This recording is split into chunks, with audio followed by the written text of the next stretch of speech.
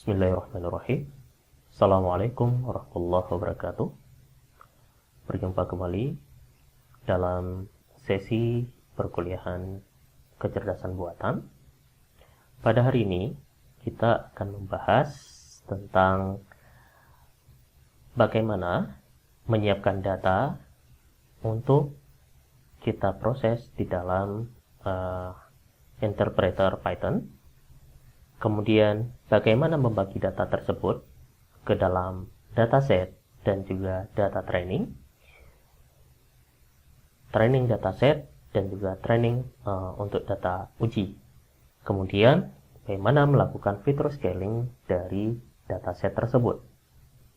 Adik-adik, sebelum melakukan sesuatu yang besar, ada baiknya kita harus melakukan persiapan terlebih dahulu. Tentunya semakin baik persiapannya, hasilnya juga akan semakin baik. Setidaknya hasil yang didapat tidak melenceng jauh dari tujuan awal. Oleh karenanya, biasanya untuk melakukan analisis sebuah data, atau dalam istilah lain disebut dengan istilah data analyze, maka beberapa persiapan harus kita lakukan. Nah, dalam kaitan dengan pemrograman di dalam artificial intelligence dan juga subbab machine learning ini, persiapan adalah hal yang mutlak diperlukan untuk dilakukan.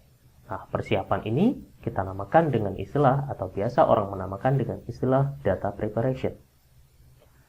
Ada beberapa alasan mengapa data preparation ini harus dilakukan. Yang pertama adalah biasanya data yang dimiliki tidak ideal karena misalnya masih ada bagian data yang hilang atau missing value. Yang kedua, biasanya format data tidak sama. Bisa jadi karena tipe datanya tidak sama. Kemudian format data antara satu dataset, misalkan dataset yang pertama berbasis Excel, dataset yang kedua berbasis database misalkan, dan database pun macam-macam ada. Berbasis PostgreSQL, ada berbasis MySQL, ada SQL Server, juga ada berbasis Access dan lain sebagainya. Format CSV, ada format image, dan lain sebagainya. Yang ketika diintegrasikan, maka prosesnya tidak bisa diintegrasikan secara langsung, tetapi harus melalui beberapa tahapan dalam proses konversinya. Kemudian biasanya juga sering terjadi adalah datanya tidak cukup. Gitu. Misalkan ada beberapa tabel A datanya penuh, tabel B datanya tidak penuh, tabel C datanya kurang 1, tabel D datanya kurang 2 misalkan. Kemudian kita sudah belajar statistik, kita sudah belajar bagaimana korelasi, bagaimana data regresi, bagaimana dari data yang ada, mana yang menjadi data dependen, mana yang menjadi variabel data independennya. Nah, di sini biasanya dalam satu dataset, ketika kita tidak tahu kasusnya, maka variabel dependen dan variabel independennya belum jelas. Maka harus ketahuan dulu kasusnya seperti apa, permasalahannya seperti apa, dan solusi apa yang ingin diterapkan. Maka di situ baru kita menentukan yang mana menjadi variabel dependen dan yang mana menjadi variabel independen. Oke. Jadi adik-adik, kita akan mencoba mengolah data yang untuk persiapan data tersebut dengan menggunakan beberapa tool. Ada banyak tool sebenarnya. Untuk machine learning bisa dengan menggunakan tool yang sudah langsung jadi, misalkan RapidMiner atau WK,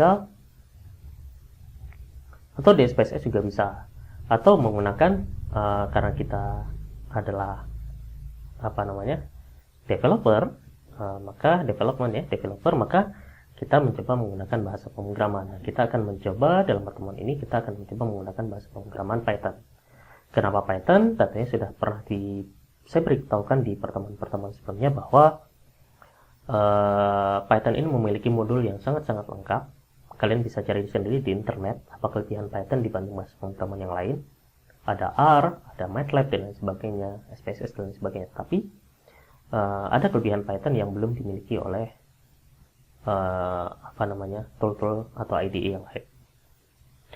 Oke, kemarin sudah meminta adik-adik untuk menginstal Anaconda Navigator, kemudian memasukkan beberapa modul-modul.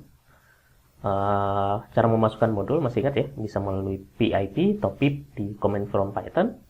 Kalau misalkan di dalam Anaconda Navigator, kalian bisa masuk ke environment, Kemudian di sini kita lihat package-package apa saja yang sudah terinstall. Misalkan kita pilih base-nya apa, root atau dan lain sebagainya. Kemudian di sini yang kita lakukan adalah kita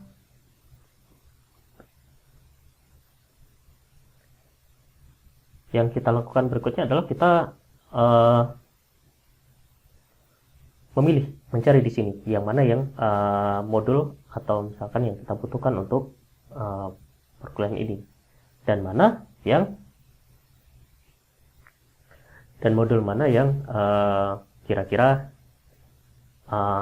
belum ada tapi harus kita instalasikan. Misalkan kita ingin menginstal untuk kebutuhan library dalam pertemuan ini, misalkan kita akan mencoba NumPy dan juga Pandas. Jika belum ada, jika sudah ada di installernya, kita lihat apakah NumPy atau Pandas itu sudah ada. Kita tinggal search package, kemudian kita cari NumPy. Oh, saya sudah ada. Mungkin di laptop adik-adik tidak ada. Kalau belum ada, tinggal pilih saja NumPy. Kalau belum ada, nanti adik-adik pilih yang not install, kemudian search package, kemudian adik pilih NumPy. Nah, kemudian di sini ada NumPy. Ketika ada, tinggal di checklist, kemudian di apply itu untuk instalasi package-nya, gitu ya. Kemudian begitu juga dengan Pandas dengan pola yang sama. Itu kelebihan menggunakan Anaconda dibandingkan dengan pola yang kita lakukan kemarin, menginstal Python saja. Kemudian yang kita lakukan adalah melakukan penginstalan modulnya secara manual satu persatu menggunakan PIP, API Python, untuk memanggil package-nya di command prompt. Oke. Nah, itu untuk setup environment-nya, apa saja yang perlu diperlihatkan. Biasanya untuk IDE-nya atau IDE untuk pembuatan program, saya biasa menggunakan PyCharm dan juga Spider. Nah, dalam pertemuan hari ini, bagi beberapa yang sudah menginstalasi tapi tidak ada PyCharm, kalian bisa mendownload PyCharm Community, kemudian untuk tahapan instalasinya kalian bisa cari di internet. Cara mudah kok, banyak kok di PyCharm Community yang yang cara penginstalasian, cara penggunaannya di Anaconda di YouTube sangat banyak. Jadi kita tidak bahas lagi. Kemudian bisa juga menggunakan Spider. Jadi adik-adik pun bisa langsung menggunakan Spider. Jadi kita akan menggunakan PyCharm atau Spider. Nah, di sini saya menggunakan untuk kemudahannya saya ingin coba PyCharm, gitu ya. Adik-adik juga nanti bisa menggunakan Spider saja jika Spider belum ada. Nah, biasanya ketika sudah diinstal, dia akan secara otomatis muncul di Anaconda Navigator. Kita klik launch, maka akan muncul tampilan utama PyCharm seperti ini. Oke, ini ya. Jadi inilah tampilan utama PyCharm. Kita sudah bikin environment-nya. Misalkan caranya, environment-nya saya masuk di 2, kemudian saya klik new, kemudian saya pilih Python file, maka saya buat namanya adalah preparation untuk tes ya, preparation test. Nah, kita sudah ada preparationnya, kemudian kita akan coba memulai mengambil data preparasi, memulai membuat data di dalam txt dulu, kemudian kita import ke CSV, kemudian dari CSV baru kemudian kita olah di dalam IDE PyCharm. Oke, itu saja yang harus adik siapkan di part pertama ini. Setelah adik-adik menyiapkan environment setup, kita akan lanjut ke sesi berikutnya untuk memulai melakukan pengolahan dataset tersebut. Baik, terima kasih. Silakan menyiapkan datasetnya. Kita akan lanjutkan ke part berikutnya. Ketika adik-adik sudah selesai menyiapkan datasetnya, menyiapkan environment setupnya, kita akan lanjutkan ke sesi kedua. Terima kasih. Assalamualaikum warahmatullahi wabarakatuh.